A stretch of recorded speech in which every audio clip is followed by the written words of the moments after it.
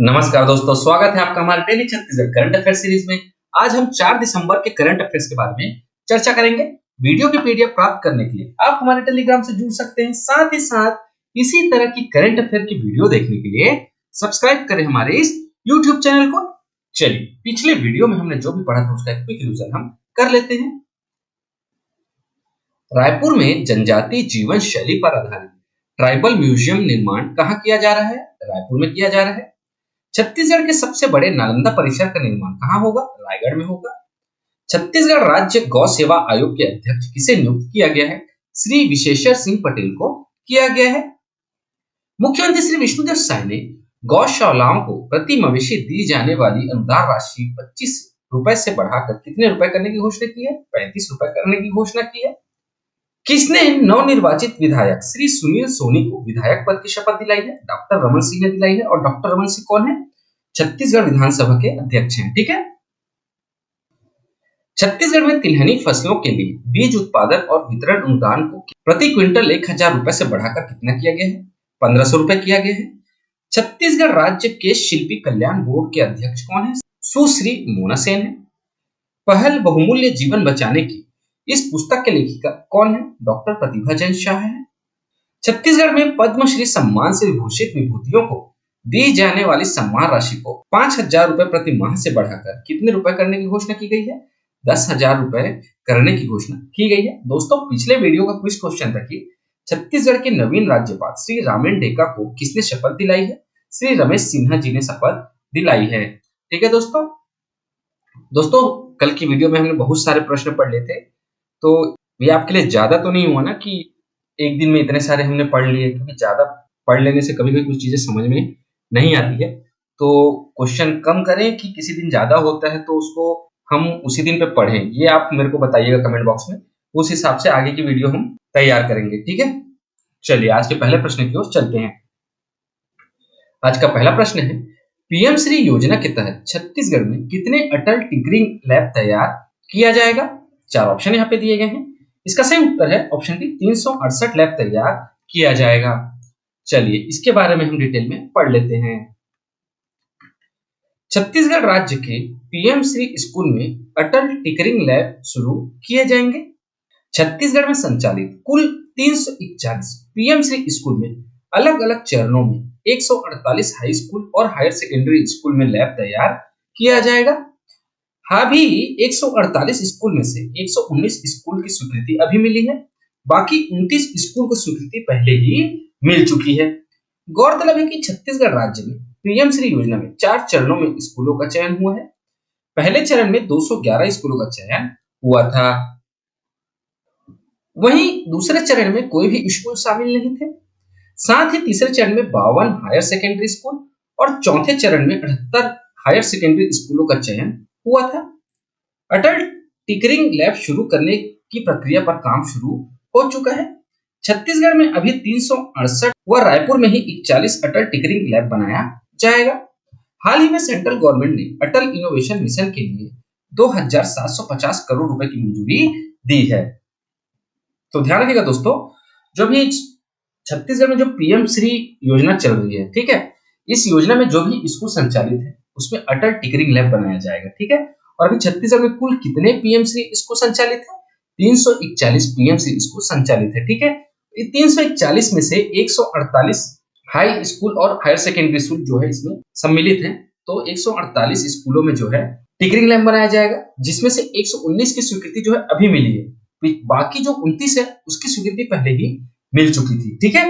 और छत्तीसगढ़ में जो ना पीएम श्री योजना में 4 चरणों में स्कूलों का चयन होता है। पहले चरण में 211 स्कूल, दूसरे चरण में एक भी स्कूल नहीं थे, तीसरे चरण में 52 स्कूल और चौथे चरण में 78 स्कूलों का चयन हुआ था। इस तरह टोटल 341 स्कूलों का चयन जो है पीएम श्री योजना के तहत छत्तीसगढ़ में हुआ है। ठीक है। चलिए आगे बढ़ते हैं हमारे अगले प्रश्न की ओर। हमारा अगला प्रश्न है, छत्तीसगढ़ के कितने कृषकों को millionaire farmer of India award से सम्मानित किया गया है? 4 ऑप्शन यहाँ पे दिए गए हैं। इसका सही उत्तर है ऑप्शन बी, 2 किसानों को millionaire farmer of India award से सम्मानित किया गया है। चलिए, इसके बारे में हम डिटेल में पढ़ लेते हैं। कृषि जागरण एवं भारतीय कृषि अनुसंधान संस्थान नई दिल्ली द्वारा millionaire farmer of India award 2024 का आयोजन किया गया। यह कार्यक्रम 1 दिसंबर से 3 दिसंबर 2024 को नई दिल्ली में किया गया। इस कार्यक्रम में देश के विभिन्न क्षेत्रों से प्रगतिशील कृषकों को प्रोत्साहन करने हेतु सम्मानित किया गया।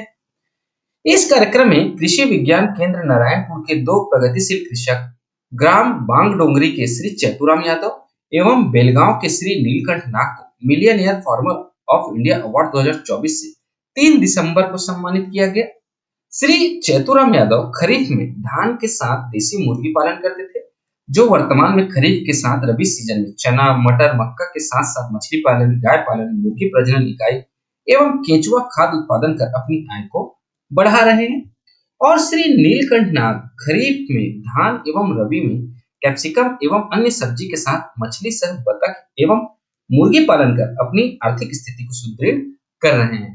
ठीक है दोस्तों, तो ध्यान रखिएगा, नई दिल्ली में कृषि जागरण एवं भारतीय कृषि अनुसंधान संस्थान द्वारा millionaire farmer of India award 2024 का आयोजन किया गया, जिसमें छत्तीसगढ़ के श्री चैतुराम यादव और श्री नीलकंठ नाग को इस अवार्ड से सम्मानित किया गया है। ठीक है, यहाँ से आपको ये प्रश्न भी पूछा जा सकता है कि छत्तीसगढ़ में निम्न में से किसी millionaire farmer of India award से सम्मानित किया गया है। ठीक है, तो इसमें आपको दोनों चैतुराम यादव और नीलकंठ नाग के ऑप्शन दे दिए जाएंगे।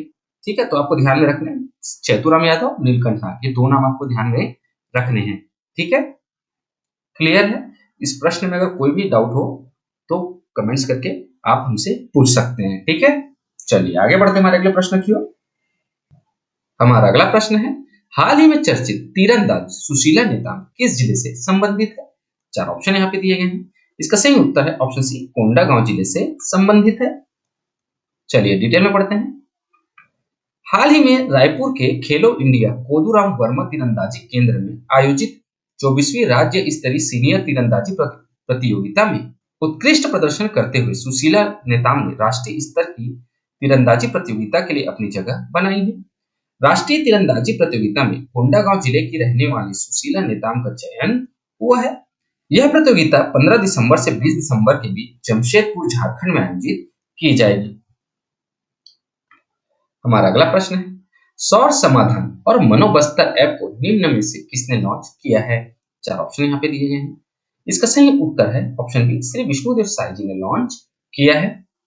तो दो ऐप है, सौर समाधान और मनोबस्तर, ये दोनों अलग अलग ऐप है। ठीक है, चलिए डिटेल में पढ़ते हैं इसके बारे में।